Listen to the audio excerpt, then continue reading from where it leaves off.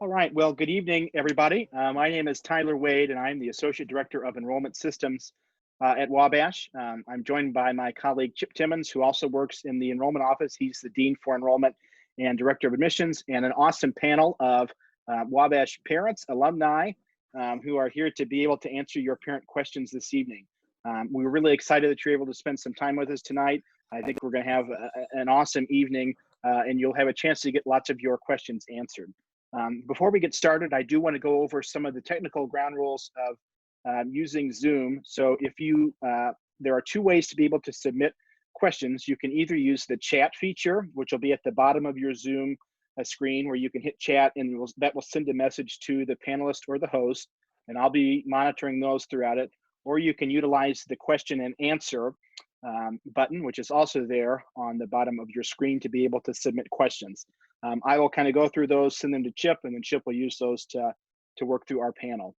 We are slated to go just at an hour this evening, so we'll try to wrap up as close to 8:30 p.m. As possible. We also will go over some next steps with regard to your sons hopefully enrolling at Wabash and ending up on campus this fall.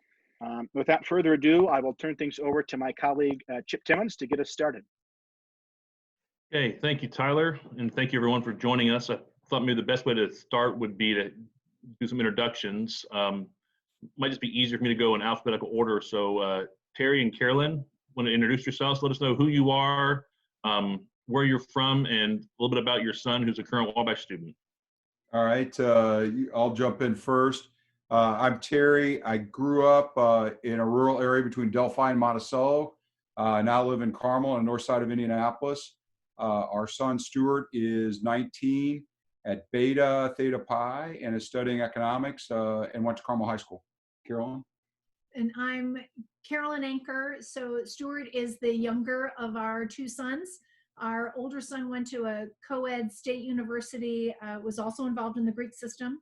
And Stuart is having a wonderful experience at Wabash. Okay, Kevin, you're next. Sure. So my name's Kevin Egan. I graduated from Wabash in 1989, and greetings from my hidden Wabash lair in my basement. So been spending with my son Henry's a sophomore, so he's been home for obviously a couple weeks now. So the kids have the top floor, and I'm regulated down to the basement. He's he lives in Martindale. He's a cross country and track athlete. He's going to major in I think English studies, and then with a minor in gender studies and Asian studies. So he's taking Chinese classes as well. So he had an opportunity, but with all the stuff going on, to go to China in May, but that's been obviously postponed. So he did have a really good opportunity over spring break to do I think they're called externships for a week, meeting with some alums out in the Denver, Colorado area, and he just loved it. And I think he even had more of appreciation for Wabash after coming back from that. So it's nice to meet everybody. Okay, thank you, Kevin. Next, Seton Goddard. Hi, everyone. I'm Seton Goddard. I live in Denver, Colorado, and I was one of the people who got to talk with your son. Cool. I graduated from Wabash in 2015. I don't have a son who's at Wabash, but I'm here in an alumnus capacity. I work at Cigna in Denver. Hey, Did Henry behave? Yeah, he was an impressive participant. Okay. Okay, Harringtons, you're next.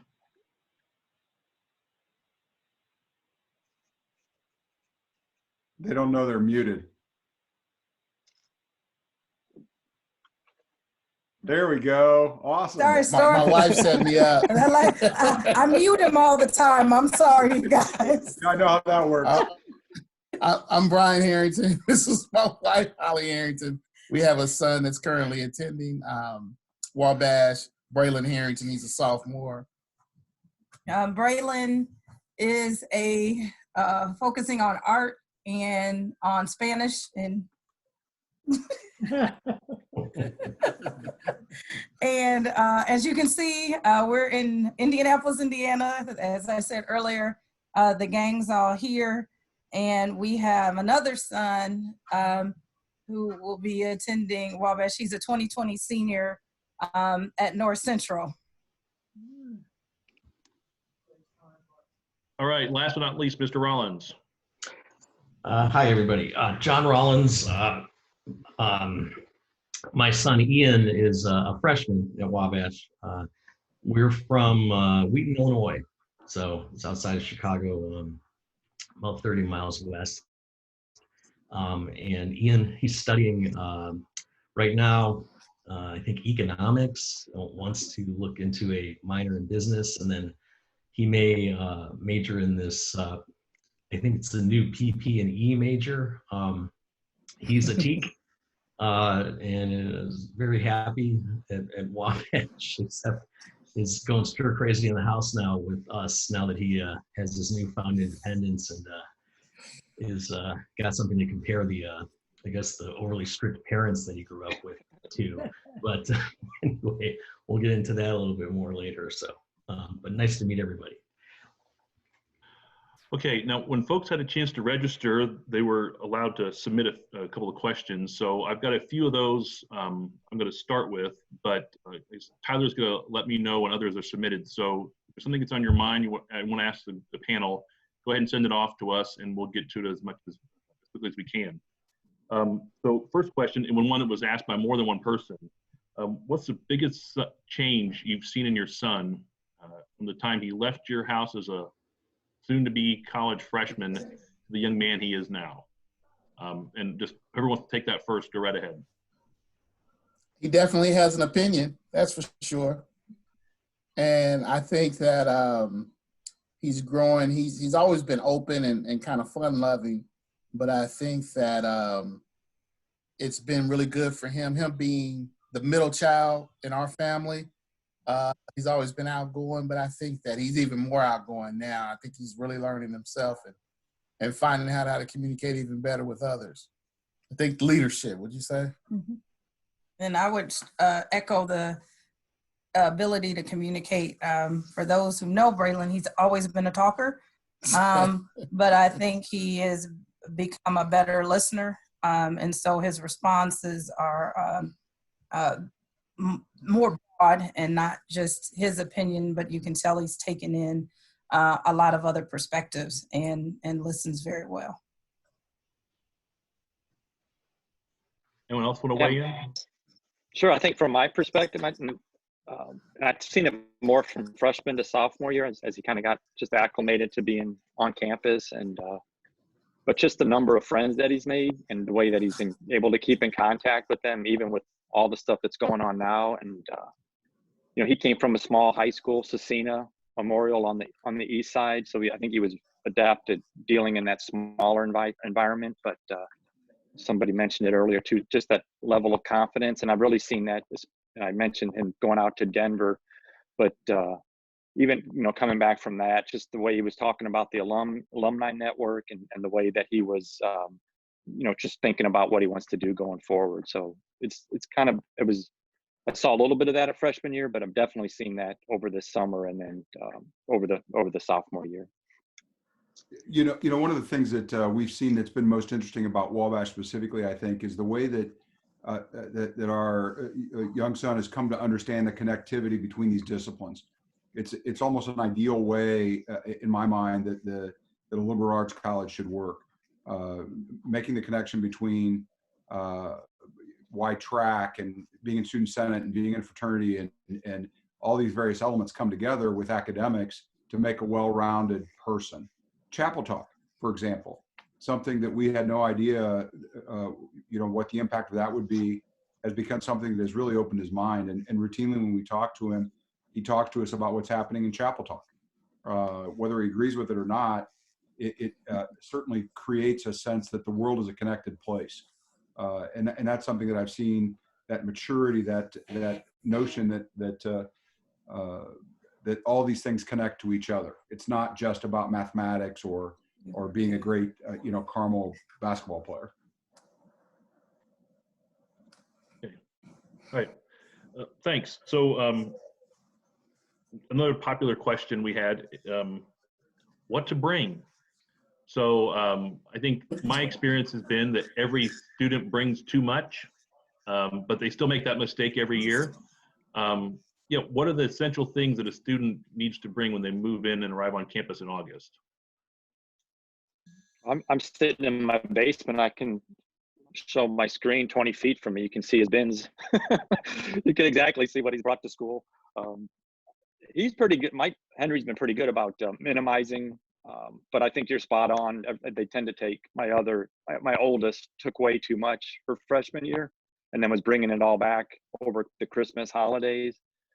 And for a lot of us, Wabash is not too far of a drive. We have opportunities in that fall, especially that fall semester, the first part of the year, to bring stuff back or take stuff up to them. So my suggestion would be to not overdo it. You can underdo it. You can still buy things in Crawfordsville as well. So if you forget something. Yeah, we would say we have an unfair advantage of only being less than an hour away, so it's easy to move stuff back and forth. But advice I would give is if they can talk to the roommates and divide and conquer, that helps a lot. There'll be personal things that they'll need, like the computers and the printers and things like that. But as it relates to other items that could be shared, if they can talk to their roommates and divide and conquer, it helps a lot. But I would agree that less is better, and maybe take things up for the first semester, and as you get a feel, then bring up the rest of the stuff, and instead of filling up a car and trying to get everything in there at once. Other thoughts? Another thing too, why that's important is, the housing, you're not always sure where you kind of move around a little bit that first few weeks. So the less is definitely the mantra on that. And I know there's different schools of thought on that. It's I think it's character building. I think Henry did as well. It's certainly unique to Wabash. And I think it helps in the long run, just from a confidence and getting to know other different living units or different guys that you would not maybe normally hang around. So. Well, and I think, isn't it true that a little bit of that experience of being out on your own is learning to be able to cover your own provisions? Exactly. Yeah. It's great that you've got that statue of the flying dolphins in your bedroom that you remember going to bed with, but you really need it. And if you do need it, Right. then you can go get it later. It's not like it goes away, Although I threatened to sell the house and not tell the kids where we'd gone, Carolyn wouldn't let me. So we're still here. They can find us when they want to come home. But let them figure it out. And Yeah. What they really need to take is our love, to know that we're there for them and that Wabash is there for them. It's been remarkable, honestly, how connected they were. I went to IU and Bloomington both for undergrad and graduate school. I'm a first-generation college student. I didn't know anyone. I mean, it was just unbelievable. And I compare that experience with our older son to Carlton, to what Stuart's gone through. I mean, within 6 weeks, he knew all the faculty. He knew, had met the president, just things that at IU took years before you felt that degree of connectivity. So you don't need stuff. Right.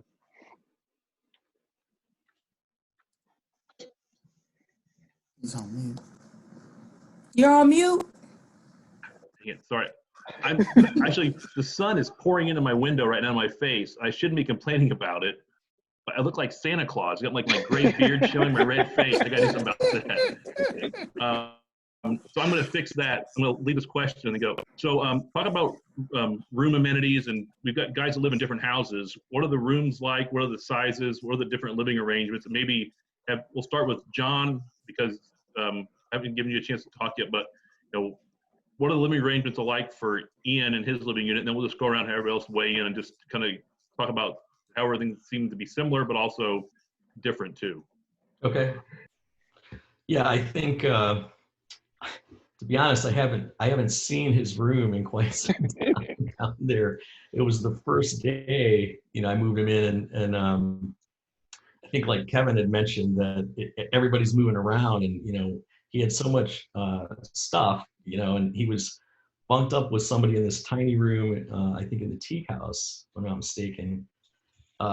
and it was temporary, but you know, you could hardly, you had to step outside to change your mind. Let me put it that way. It was that small. So, you know, I guess the arrangements, he's comfortable down there now. And I think, like I said, I haven't really seen his room. And when I go down there with him, I can usually just stay in the car and stuff. It's like he seems kind of uncomfortable with me coming into the house, and I'm kind of like, okay, well, you know, that's fine. So that's all I can really tell you. I mean, you know, for all I know, he's not even living in the teak house. Maybe he's living his mom might have a little more information, but I'm not, you know. And same thing with the stuff that he takes down with him and stuff. I mean, he kind of makes his own decisions on that, and I don't get too logistically involved in that, to be honest. So I can't really opine on it. But Seton, you want to weigh in? So, you know, I didn't share this in my intro, but I'm a Lambda Chi, and I had a little bit of a non-traditional path in that I waited until the end of my sophomore year to join the fraternity, and so I didn't actually go through the period known as associateship for Lambda Chi's until fall of my junior year. So that being said, it means I got to experience both independent living and fraternity, you know, and I think to some degree, my perspective on both is now pretty much moot because updates have been made to both places and are sort of being made now. So, you know, I think the independent housing that I lived in is vastly different today and significantly better than it was when I was a student. And like I said, I didn't graduate that long ago. So big changes have happened in very recent years, and the updates to housing are very new, which I think is great. And then, you know, the Lambda Chi Alpha house is going through. Will eventually start some more renovations, but even since I've been there, there's been some pretty substantial renovations. So, you know, from what I've seen, I think the living units, you know, not since most of the parents who are here sort of seeing what Wabash is all about, you know, weren't there to see the old thing. It doesn't really matter if the old, you know, what the old thing was like, but I think, you know, now it's really some state-of-the-art facilities that are fantastic. I would just recommend, if you get a chance to go, I know when we went, we visited all the different facilities. While Braylon is not in a fraternity, his first year, he was actually in a house where the floor was all independent. So he was able to interact with people and has, I think, a respect and appreciation for the bond that the guys in the fraternities have, even though he wasn't a part of it. But from a rooming standpoint, the visit helped him determine the room type that he wanted. And so he quickly identified 3 other young men so that they could get a room where they have kind of the inn, and then there's like a common area in the middle. And I know they're all different kind of rooms. So I think it's really important to go down so you can see all the different room types so that you can prepare accordingly once you get assigned. Yeah, so I think Seton's answer sparked a question I think we want to get to, because there were a handful of others that followed. So what are the pros and cons of fraternity life versus life in a residence hall? Seton experienced both, but I think what we just heard Holly say is that Braylon got a chance to see a little bit of both. So yeah, Seton, I'll start with you, and then maybe others can weigh in, just can chime in. You know, what do you see as the advantages or disadvantages, and maybe even like why you felt like your son chose the living arrangement that he has right now? So, you know, I think that there are folks on campus and who are no longer on campus who have very strong opinions about which one is better than the other. You will not find that from me. I think that both are really good options depending on you know, the kind of environment that your son wants to be in. I think that in independent living units, they have a lot of success at building a sense of community. And I think in particular, there are a lot of student athletes who live in independent housing, and so they sort of become friends because they're on the same teams. And, you know, I think you get a good sort of cross section of people in independent housing. I think in a fraternity, you know, the thing that I experienced was, you know, was very similar there. Obviously, I think there was a really strong sense of camaraderie that came with being sort of part of something that was larger than yourself, and that was committed to a number of, you know, kind of firm principles. On top of that, I think that alumni of fraternities tend to be really engaged in the fraternities, and so it creates sort of an additional or an even narrower network of alumni that you can go to and sort of have as mentors, which was really advantageous for me. And I think being in a fraternity also, you know, if you're someone who thinks, or if your son is someone who thinks that he would like to take on some leadership roles while he's on campus, a fraternity is just a really good place to do that. I mean, you can do it all over campus, and you don't have to be in a fraternity to take on a leadership role, but you know, I think fraternities need leadership, and having a lot of good leaders in a fraternity makes a really good fraternity. And so I think that having sort of a wealth of opportunities to take on a leadership role, be responsible for your peers, trying to influence your peers to do things that they may not want to do. We do have to clean the house today or whatever. You know, you do have to put your dishes in the dishwasher, things that you probably are saying to your kids at home. You know, at some point they may become responsible for other people's kids and getting them to do that in their living unit. And those can be good leadership experiences that prepared me well for life after Wabash. I think in our son's case, Braylon's case, I think it was kind of cool, the experience that he had. I'm actually in a fraternity. I went to Ball State University. My wife's in a sorority. She went to Howard. I think for Braylon, when he got to Wabash, they don't have the fraternity that I was in there. So I think he went in looking at it from a standpoint of, hey, I'm a wrestler. He enjoyed spending a lot of time with the wrestlers there, but it opened him up to meet a lot of different people and a lot of different folks from different fraternities. And he really enjoyed that. I mean, we have kind of like a revolving door here at our house.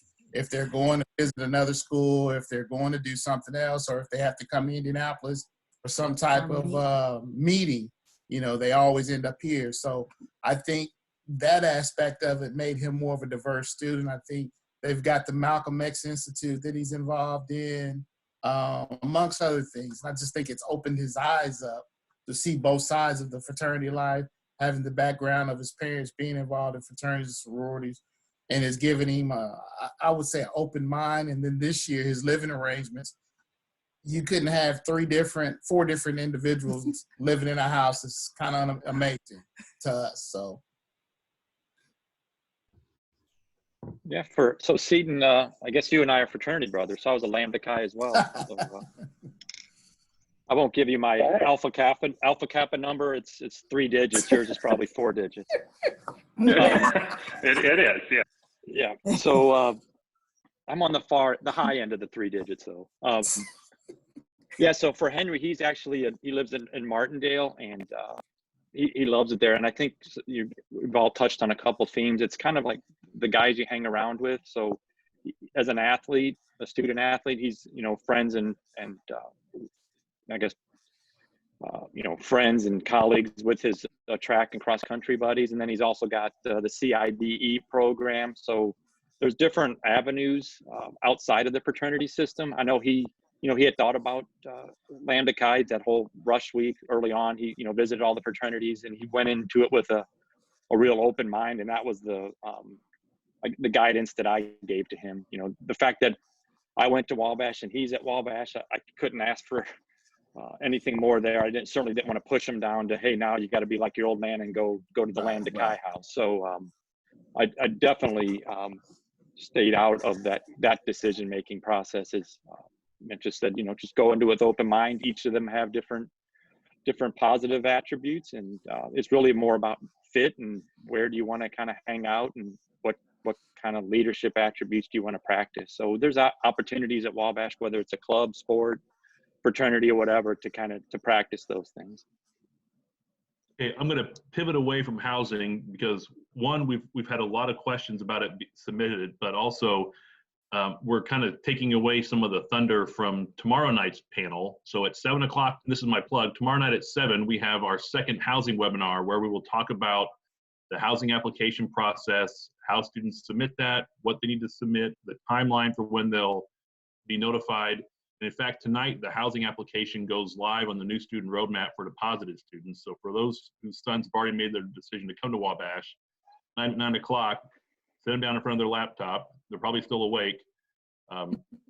Submit their housing application, and we go from there. So we'll try to give some more time to housing at the end, but we do have some other questions that aren't related to housing that I'd like to get through because we have a whole nother hour tomorrow night to talk about housing.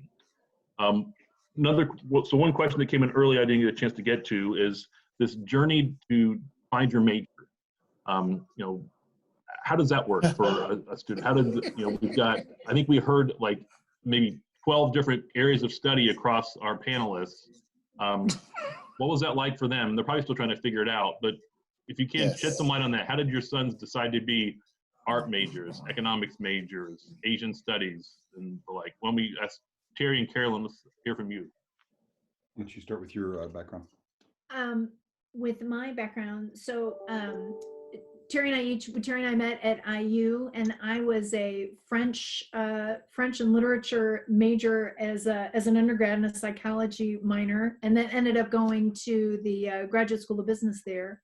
But so I don't know if that's kind of what you were thinking there. But I think that in our household, I think between Terry and I, we have always been huge advocates of the liberal arts, and so there's something about the way that you learn to think. And the way you really learn to write.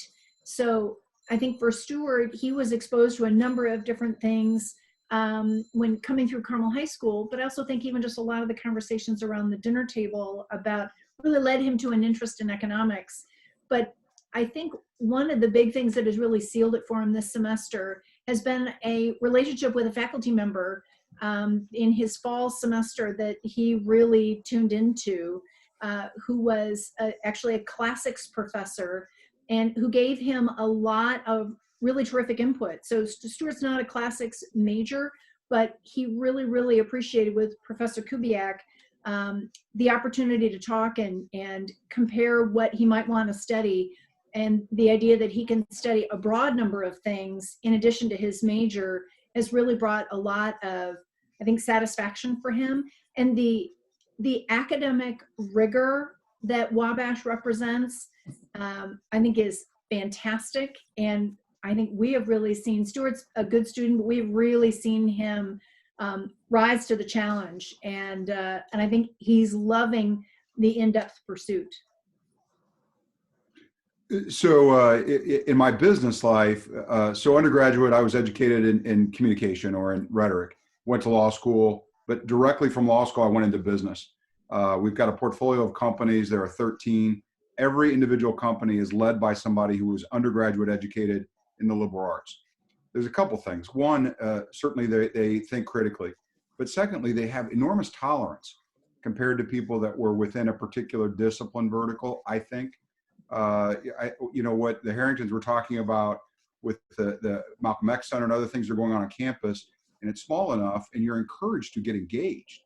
At the big state school, I found that it was easy to silo yourself. You could retreat into your own major. You could go to the SOB, the School of Business, and spend all your time there. And a lot of people did. They lived at the SOB. But when you're if you're at Wabash, you're required to interact with people that you wouldn't necessarily ordinarily interact with. I think that will equip them in a huge advantage. And frankly, at the end of the day, you know, Seton or somebody else who's a graduate can talk to it, but Wabash graduates make more money, they get employed faster, and so whatever it is, it's working.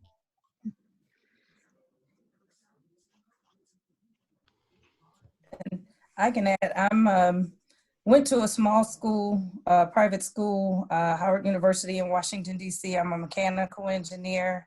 And Carolyn, I don't know if you remember me. I do, but good to see you. But I've been a big advocate of STEM.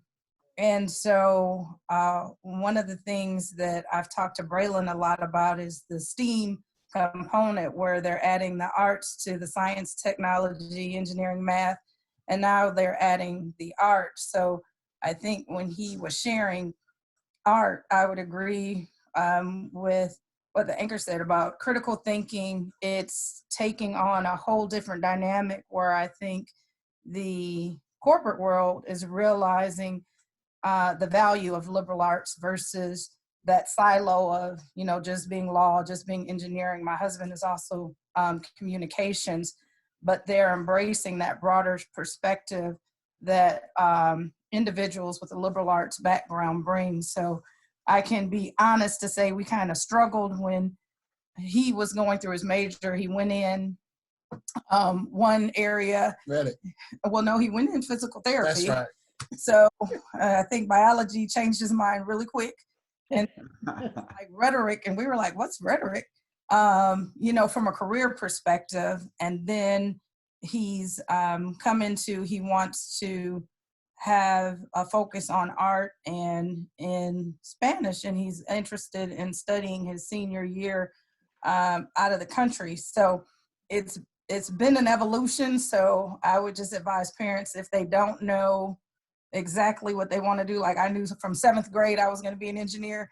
My son wasn't that person, so we have just been a part of that journey, and are quite pleased in what he thinks he can do. So he's looking, at things in graphic arts and being an entrepreneur, and he can show us how he relates what he's doing and how that will help him further down as he tries to start his own business. So just be patient, parents.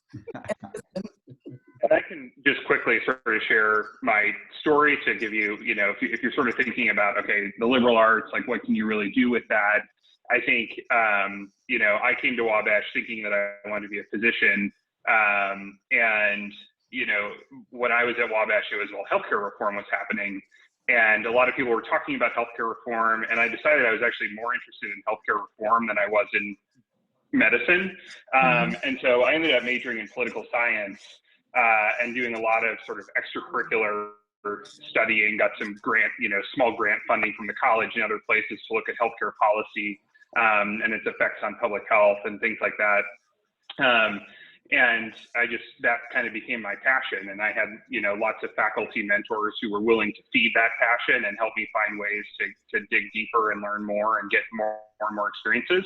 And right after I finished college, I got in the fall of my senior year, I got a job offer to start working at Cigna, which is, large health insurance company. And I have been there, so that meant I accepted the offer. And second semester of my senior year, I didn't have to worry about finding a job or anything because I already had it. And I started working right after that, and I have been at Cigna ever since.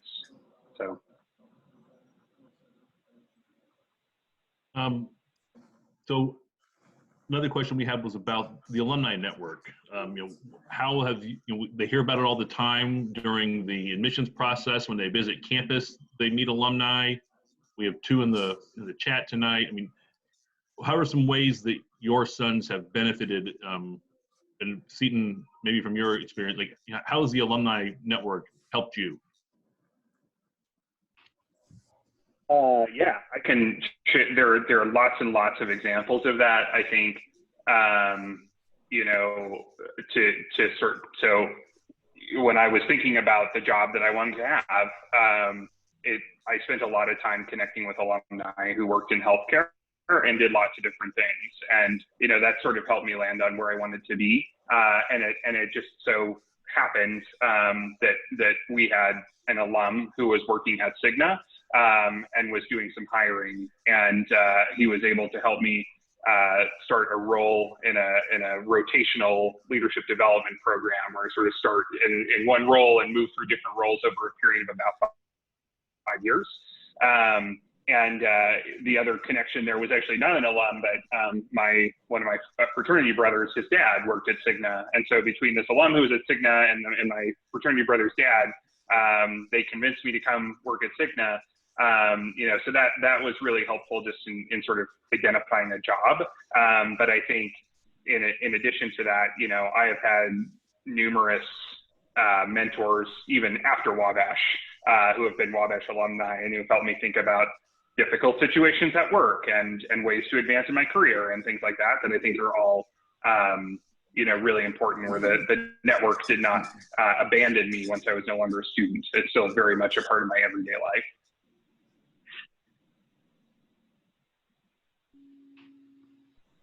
Yeah, and from, I guess my perspective would be it doesn't like guarantee you that job. You still got to put the grunt work in. You got to kind of show what you can do. But from just that first phone call and that first contact, it's just how that branches out. So, I see it with my son right now, and just some of the the alums that I know. Why don't you talk to throw out different names, and he's able to do that. And it's just that first contact and that mentorship and that patience to kind of ask or answer those questions as a as a college student trying to decide what they may or may not want to do from a career standpoint. So and then just being out from 1989, just the friendships that I've made, just being able to it's different than it is with some of the other schools. I can attest to my closest friends now. We all look out for each other. We're all Wabash guys. So Wabash families now, really. So now, John, didn't the alumni network get to Ian a little earlier than most? Do you want to tell that story? Yeah, that's one I was going to mention. He caddied at Cantini Golf, and his first, I guess, intro to Wabash was he caddied for a guy named Jim Davlin, and who had just basically said, you might want to check out Wabash. And then as we started getting more interested as a family, it turns out a donor for the nonprofit that my wife works for is a Wabash alum.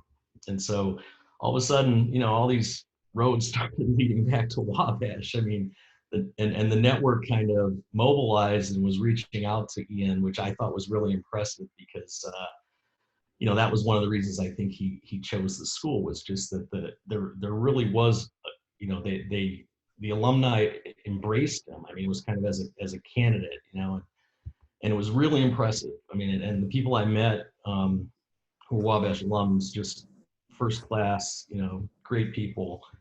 And that was one of the factors, I think, ultimately when he decided. But he started going down a couple of orientations to school. Every time he'd come back, we'd drive in the car, he just had this smile, and he just, I could just tell he just had a great feeling about the school. And it's hard, sometimes it's hard to find, it might be the size. I mean, he was looking for a small school to begin with, and some of the other schools we looked at, like when we were trying to have dialogues with, different departments, different people, nowhere near the, I don't want to say it's intimacy, but it's more of a sincerity and, that we got from Wabash. And so that was, what clinched it was just this sort of feeling he had every time he went down to visit, because I mean, I'll be honest with you, I mean, the geography was a tough thing to just where it's at.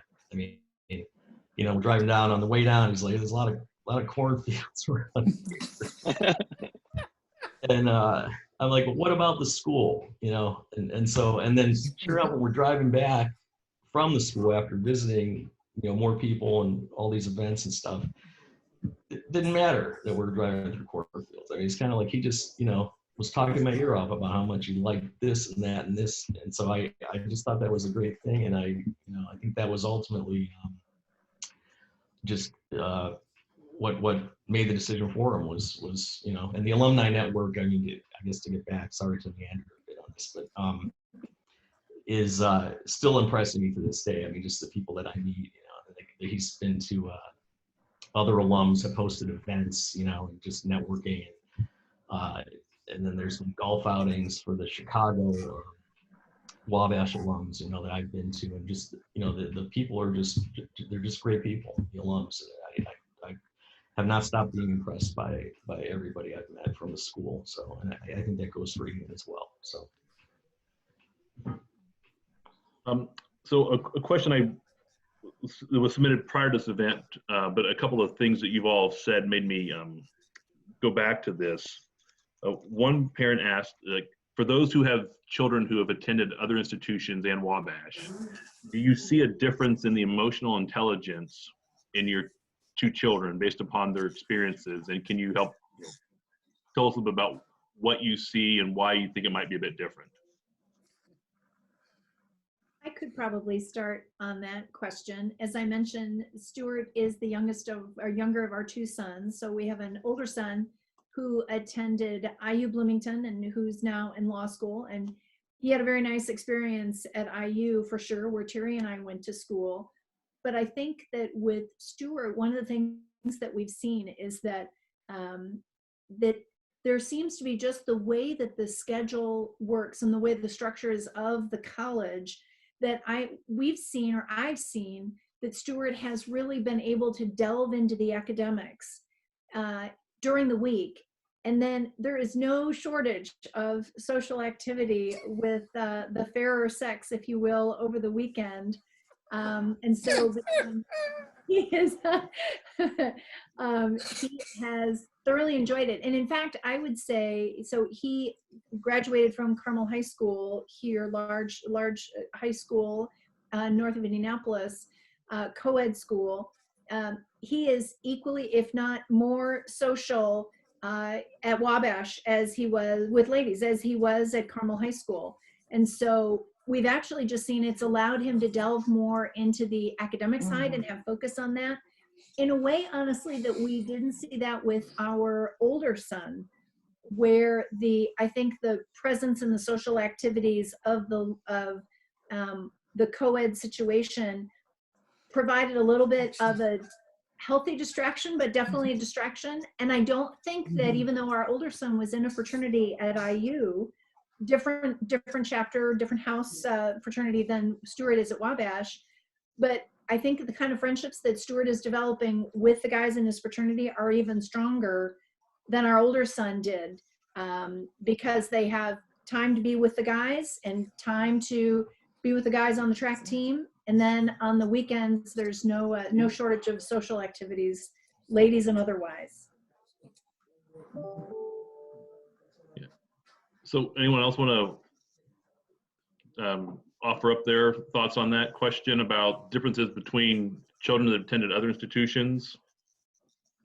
Well, we have a daughter, not a son, that is a graduate from Ball State, which is where my husband also went. And you definitely see a difference in the bigger institution versus the smaller. Brian and I often talk about the level of connectivity and engagement, not just with the professors, but just with the staff. And it started with the, I guess, process where they were trying to recruit him. There was just, I think somebody else mentioned, it was just a genuine interest and sincere concern for our son there, that at the bigger institutions, I think they can, get lost. So there's a lot of focused attention where, one of the funny things is if they'll get calls, like when we went to the class, they were doing work, through the phones. And so it's nothing for a teacher to call a student on their cell phone if they know something is wrong. So our son tore his ACL his freshman year. And so it meant that in the snow, he was having trouble being timely getting to classes, not because of he was asleep or late or something, which was probably the case sometimes, but just because it took him forever to move through the campus on crutches. And the way the staff and the professors and the students reached out to him was just amazing. So it has more of a family sense. And I would say what I like is I feel there's like a legacy where people want to see you be successful. So there's a lot poured into Absolutely. the individuals just because they're at Wabash. And I think you won't see that at the bigger institutions. They claim you once you are successful, but they don't pour into you to make you successful like they do at Wabash.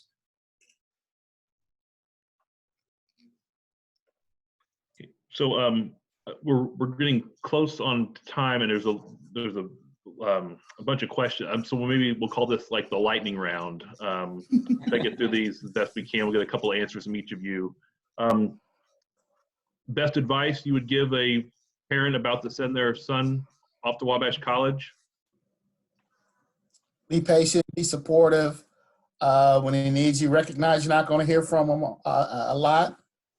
Trust and believe they're in good hands when they get there, and they'll make good decisions.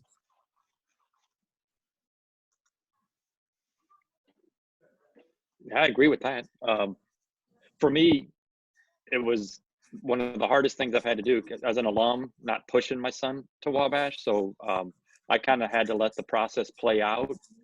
And thankfully, at the end of the day, it, at least from my perspective, made the right decision. But I was worried that even when he first started as a freshman, that he may have been on the fence a little bit. And but man, it has been he's is fully invested in Wabash. Wabash is fully invested in him. So for me, I can really see that he definitely deep down knows that he made the right decision. And for me, it was just a challenge not to push him that way. So.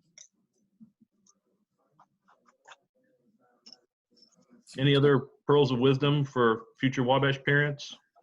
I'll chime in a bit here. I guess to crystallize it for me, it was to trust the person, trust the young man that you've raised. Because I was worried initially when we weren't hearing from him, and because it was like the weeks go by. It's like a month. 1 week goes by. You're like, what's going on? Why isn't he even texting me? But you got to realize they're super busy. Especially fraternity life. Whatever else is pulling at their time, and so. My wife and I had to calm each other down and just say, let him have his space. And, with the worried about getting into trouble or, anything like that. I mean, I'm looking at it through a lens of my undergraduate, which is probably not the right way to, look at it nowadays. Because, you could get away with a lot more back then. No cell phones. It's simple, right? And so I just had to, trust the kid that we raised, and it worked out wonderfully. And you just, put yourself at ease with that thought. I think that would be my advice. So. Okay, let's compare and contrast benefits of a small college versus big school. State U versus Wabash. I could take a swing at that one. And I'm a big fan of our alma mater. I'm also right now I'm the chair of the board of trustees for Ivy Tech, which is the largest community college in the world. And size is important for access, maybe. And it's something that your kids need to think about. On the other hand, Wabash has such an incredibly close connection to the students that they're producing. They know them by name. They are deeply vested in the idea that there's going to be some man on the streets wearing that W in 20 years, and they want to make sure that they're proud of that, because the accountability is very high for the faculty. The accountability is very high for the other alumni. So I think that they're deeply invested in a way that you don't see. If I say that I'm from Indiana, and I bump into somebody else from Indiana in Chicago, that's not particularly exciting. And we may or may not know each other, but the chances are there's no connection. If you find two guys from Wabash, and I've seen that even with our own son, the conversation goes very deeply about what you're doing at Wabash, what's happening, where do you live, how do you live. It strikes me that Wabash is not as concerned about these students getting jobs after graduation, because they're going to. The evidence is there, that's what happens. They rest assured that that's going to occur. but they're very deeply concerned about producing men who contribute to their communities, who contribute to the world in a go forward way that's 30 or 40 years out. It's interesting to me. I don't know very many people that stay connected as Wabash alumni are long after graduation. So like almost every other college in the US, we've gone to virtual classrooms, but I've heard stories and others have heard stories that it's been a pretty seamless and smooth transition for our students, given the connections they have with our faculty members. So for those who have sons that are at home eating all of your food, giving you more laundry, what's their learning experience been like for you now that they're under your roof and not on our campus in Crawfordsville? How's it different, and how do you think it's been the same? I guess probably another way to ask it. I would say it's intense because I'm also working from home. I work at the airport, and we're both up. He's in the kitchen, and I'm in the dining room. And so he helped me through Zoom. So it's just amazing to see what the teachers are able to do. Not just in lecture, but they divide the kids up and they go into individual chat rooms and have their discussions and then come back. It is amazing to see the level of collaboration that they're able to do. And I would say what's interesting is, I think somebody else spoke to it, the friends and their classmates, and how much they miss that personal interaction. So going in, we laughed at them having, cell phones and all this access, and felt like they didn't talk to each other as much as they should. But now that they don't have that connection through the classes and the dorms, I think they have a different appreciation and how that aids in the learning process. Yeah, my perspective, just kind of, I'm on 2 different floors, so I don't see him. I probably see him as much as I did when he was at Wabash, frankly. But right, because I'm upstairs. Exactly. It's the challenge, I don't think, has been from an academic standpoint. I think, certainly in an optimal world, the face-to-face interaction and that kind of dialogue would be obviously which makes Wabash unique. I think the challenge for him, and it may be the same for a lot of our sons, is just that social interaction. And I get it, the phones are certainly helpful, but maybe even the video games and all that. But I can definitely tell he's missing the interaction with his teammates, just like we all do, frankly, and just that stuff that, hanging around the dorm room or the fraternity room between classes, walking to and from classes. I can imagine for all these guys, that's got to be the thing they're missing most. Because I think, Chip, you're right. I think the academic piece is going well. I think they're doing what they need to do from that standpoint. It's that other component that hopefully we can shortly get back to that kind of normal world for us all. So we had, again, lightning round, running out of time, but where does Wabash fall on the political spectrum in your mind? We've got, I think the question was actually posed, we've got, a very conservative institution like Hillsdale, and then there are other more liberal institutions, and everyone can weigh in, but where do you think Wabash falls in that spectrum?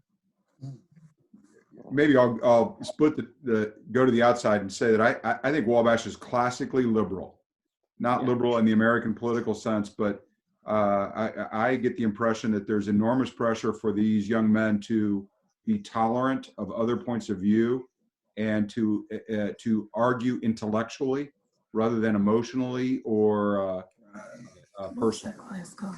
I mean, sure, they fail and they stumble like we all do, but I would much rather have a political conversation on the campus of Wabash with somebody that disagrees with me than on the campus of IU. Agreed. Even with somebody who agrees with me. Agreed. Totally. Because I think they would be more academic in the way that they're and more empathetic. It's just the nature of the place. So the politics, I think it varies dramatically depending on who you're talking to. But the thing that does impress me is the willingness of the students to engage in political discourse in a positive and civil way. Right. And it's such a small campus, you can't get around the fact that you're going to meet somebody, talk to somebody that's going to have a different view.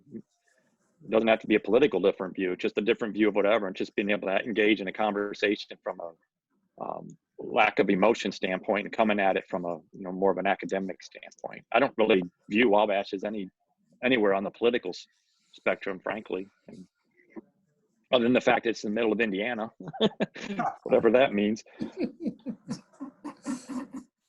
I think I would say too, just as you think about the sort of political spectrum question, I think one of the things that I love about Wabash is that you really can't go to Wabash and not have your views be examined, regardless of what they are. Someone is going to challenge you on them, and it's probably going to be a professor. It's probably going to be lots of professors, regardless of what it is that you believe. And that's not sort of someone forcing one particular viewpoint on a student. It's challenging students to think critically and think about why it is they believe what they believe, and whether that's rooted in sort of, rational logic, or if it's rooted in, I believe this because I believe it. And so I think that's one of the things that's great about Wabash, and that is a lot different than larger institutions where you sort of get to escape that kind of, direct push. Okay, so I want to first thank our panelists for joining us this evening. Great insights, and there might be some other questions we did not get to. I might send your way. Hopefully we can get some answers for you and follow up with those folks at one point. I got to hand it over to Tyler Wade here in a minute, who's going to wrap up and go over some things on the new student roadmap and some other things we're going to roll out. But I wanted to close by just addressing some questions that were asked early, but I want to make sure we covered them. And a lot of them were around what's going to happen this fall. Like, will Wabash be a virtual campus in the fall? Will you reopen? And all I can say is that our core business is undergraduate education. So that's what we are all about. That is our sole focus, and all of our planning is being done towards that end. So we will do everything we possibly can to be open for business with in-person residential liberal arts college instruction in the fall. Well, our orientation schedule might change. One change we'll announce later this week. We're just trying to hammer out all the last details. Is with Wabash 101. Those were scheduled originally for June 12th, 19th, and 26th on-campus events. They're going to be virtual events with a greater focus on academic advising, picking your classes, navigating your major, getting an introduction to your advisor and your students in your advising group. Will be the greater emphasis there, but we'll spend most of the summer, rather than having an intensive day or so of orientation, a slow roll or orientation type activities up until August that will cover housing. One benefit we have, we don't want to waste a crisis, but the fact that only 35 of our students are in our living units means we have all summer to clean them. So we will have a chance to show you pristine, the cleanest our living units have ever been. Just imagine the smell of like bleach and pine saw. I mean, it'll be fantastic. I mean, but we're going to showcase our residence halls in a way we haven't been able to before, but we know people want to see them before they get here. But we just need some time to get them whipped into shape and ready to show you. So again, more to come on that. Again, thank you for taking time to join us this evening to get some questions asked and answered. I'm going to turn over to Tyler now, who will close us out with some next steps. Awesome. Thanks so much, Chip. And thanks to our panelists and for those parents who were able to join us this evening. An awesome panel, lots of really good questions and lots of really great information. I wanted to call sort of everybody's attention to our Admitted Student Resources site. We've put a lot of time into developing this Admitted Student Resource page. And so it is chock full of all kinds of information that'll be pertinent to you and your sons in their college search. You'll also see that we have some other webinars that are upcoming. So we are having a current panel for parents, Housing and Residence Life panel tomorrow night at 7 p.m. Eastern Time. And then next week, we will have a current student panel on April 21st at 7:30 p.m. and a student support panel / question and answer session with the deans on April the 22nd at 7 p.m. On top of that, you can see lots of information in here about making financing appointments with financial aid. If you still have questions about your financial situation as it relates to Wabash, opportunities to set up video chats or calls with your son's admissions counselor. We are more than happy to be able to talk to you and be able to kind of work you through any sort of questions you might have as we get closer to that May 1st decision date. Chip mentioned that the Housing and Residence Life, our housing form application opens up tonight, and tutorial selection opens up this evening. Those will happen at 9 p.m. Eastern time. So those are a couple of things to look forward to. And if folks, and this might be interesting for our parents as well, our faculty have been kind enough to open up their classrooms, their virtual classrooms, for people to be able to watch class. And so you can see every day we have a menu of classes that families can actually participate in, just to see what a Wabash classroom is like. Obviously, this is not going to be as awesome as it would be if we were in, the upper level of the library or in a room in Baxter Hall. But we'll do our best to try and replicate that Wabash classroom experience. And so really good opportunities to be able to experience Wabash up close and personal. Without further ado, we want to thank you again so much for your time this evening. We did make a recording of this session, and so we will edit it a little bit and get it out to everybody, especially if you were able to, or had to join a little bit late, so that you can catch up on anything that you missed. But thanks so much, and we hope to see you all on campus this fall. Thanks, everybody. Thank you. Thank you. Thank you. But I was going to show our